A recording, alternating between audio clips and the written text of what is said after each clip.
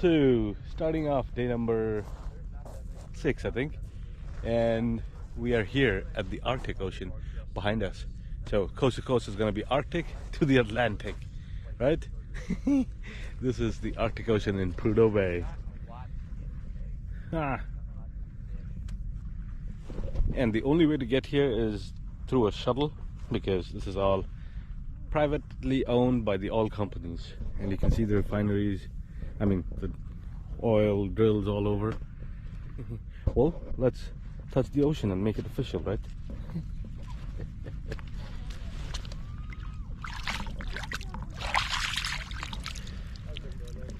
Oh, it's cold, man. And on the beach here you have these things. They're like peat. The guy said you could filter whiskey through it and get scotch. I don't know if I do that, but just saying. Beautiful.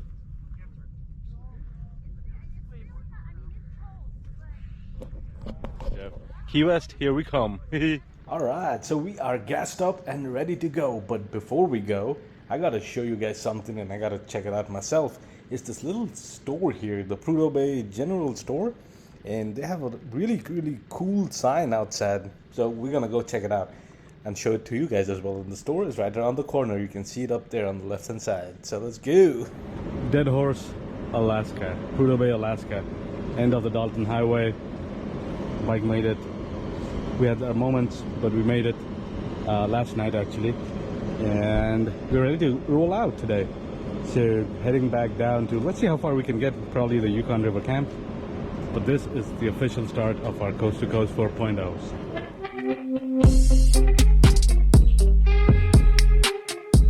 And with that, we are off on our ultimate Coast to Coast ride from Prudhoe Bay to Key West. And this ride is for kids with brain cancer and the Pediatric Brain Tumor Foundation. I'm trying to raise funds and spread awareness for them in a bid to end childhood cancer once and for all. The link to the fundraising page is in the video description below if you want to go check them out. Thank you so much for all the love and support that you guys have shown me over the years. It helps me do stuff like that. And with a ride like this comes costs. Gas, food, lodging, wear and tear on the bike, maintenance on the bike. A huge shout out to my sponsors for helping me out with that. Motorcyclist Map always helps out with the routes and stuff. Motorcycles of Greensboro with the bikes and whatnot. Fusion 9, Sunhouse Hospitality, Lunar Lenz, helping with the gas and helping with lodging, helping with all these photographs and promotional material that we get. So go on down, check them out, show them some love, you guys, show them some love. And we keep going and we keep continuing riding the Dalton Highway. And I guess my guess is like going back is gonna be a little more easier than coming up. Now what I mean by easier is, now that we rode up, or at least now that I've ridden it up one way, I kind of know what to expect, and given the conditions remain the same. Now if it starts raining, all bets are off, but it should be a little easier going back, I think. What's not easy is this thing is still sucks. Anytime a semi passes you and it's dusty, it just throws rocks at you and this big dust cloud. I mean, it's not that bad here, but sometimes it's so bad that it's like you're riding through a dense fog and you cannot see anything. And just to add to that fun, the bike is gonna be slipping and sliding all over the place, so you gotta be careful. But that's the fun of adventure, right?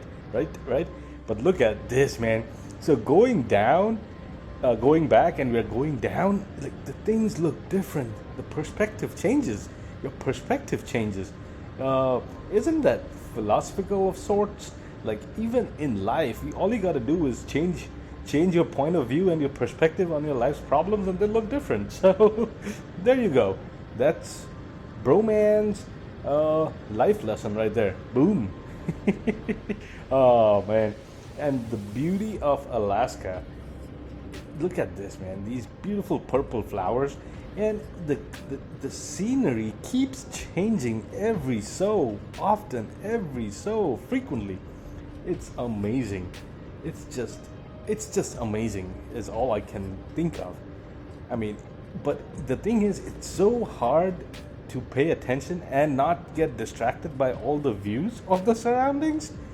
But the minute you start losing focus and your eyes start straying in one direction or the other, I just feel the bike doing its thing where the rear starts sliding out a little bit, and I'm like, oh no, we gotta pay attention to the road, bro, man. We gotta pay attention to the road. Adventure, yeah, boy. And this part of the road was super bumpy. It's like going over washboard or something. Now let me tell you, like this Multistrada 1200S touring that I'm riding, it's got that electronic suspension and whatnot, and the preloads and all that fun stuff. It has been handling all these bumps like a champ.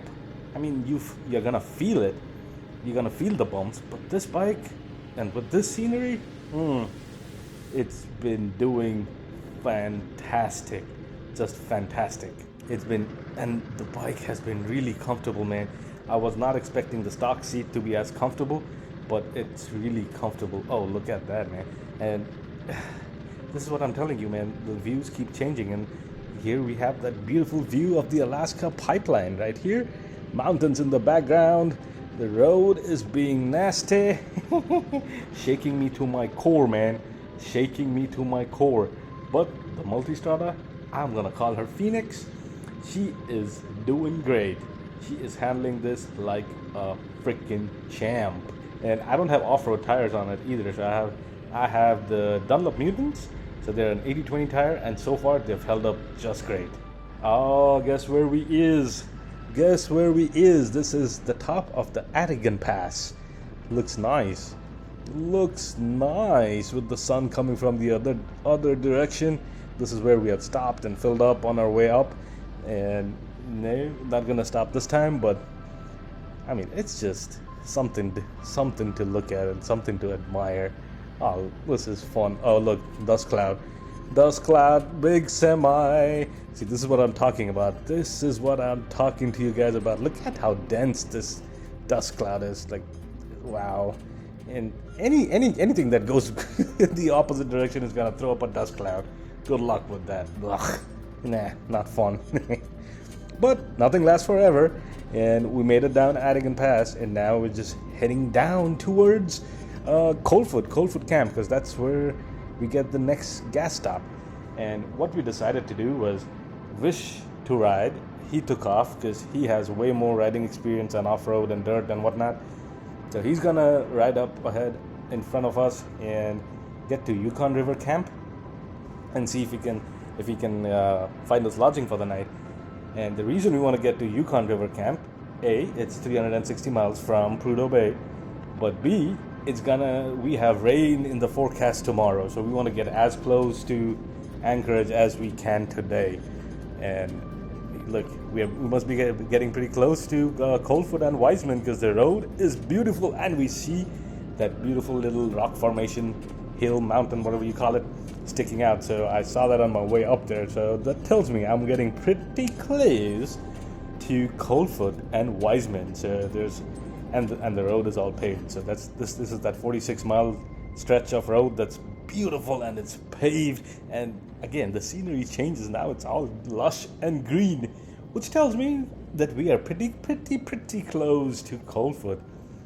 And of course the directions tell you that too, but dang it, I should have cropped my phone out, and that would have sounded so cool. Like I could tell direction just by looking at stuff. But here we go. Made it to the gas station. This is Coldfoot Camp. So with 24 miles left, so we had filled up an extra gallon of gas that we put it in. So yeah, needed about 6 gallons to get here. Gassed up and ready to go, heading down to Yukon River Camp. And again, we hit a little bit of this beautiful paved road. On roads like this, on surfaces like this is where the Multi comes to life. I mean, it's got that 1200cc engine. That's the Superbike engine from the 1199 back in the day. So it's got all that character, all that torque, all that sound and noise, and it makes you feel all these things.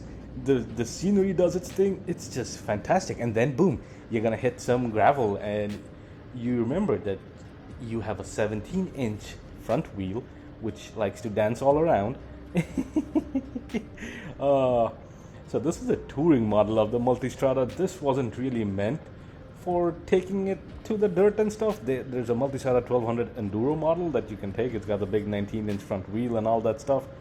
But so far, this bike has given me no issues riding on the Dalton through mud and all this stuff. So I'm not too mad. The bike's been comfortable. It's been fast when I needed it to be. It's been comfortable, and it's kept me safe through all the gravel and stuff. So I am not mad at all. I mean, the only issue we've had so far in this ride has been the leaking front forks that we got fixed. And a little later on, we're gonna find something else, but I won't spoil it for now. And as you can see, the clouds, the clouds are all dark and stormy. We are supposed to get a lot of rain overnight and then tomorrow as well, and the temperatures are gonna drop. It's been in the 70s today. It's supposed to drop to the 40s. So it's just not gonna be fun. It's not gonna be fun being stuck on the Dalton Highway in the rain. So we wanted to get as close to Fairbanks as we could, not Anchorage. And this is Yukon River Camp, getting close. Yeah, there you go. So yeah, made 360 odd miles today. The rest, 130 odd miles, we'll get it done tomorrow. But thanks for watching, you guys. Keep your knees in the breeze. And we're gonna pick this up tomorrow for the last part of the Dalton. And I'm hoping we get, I'm not hoping, I know it's gonna rain, so you'll get some muddy look at the Dalton, but we'll see. Well, thanks for watching, you guys. Keep your knees in the breeze. Bro out.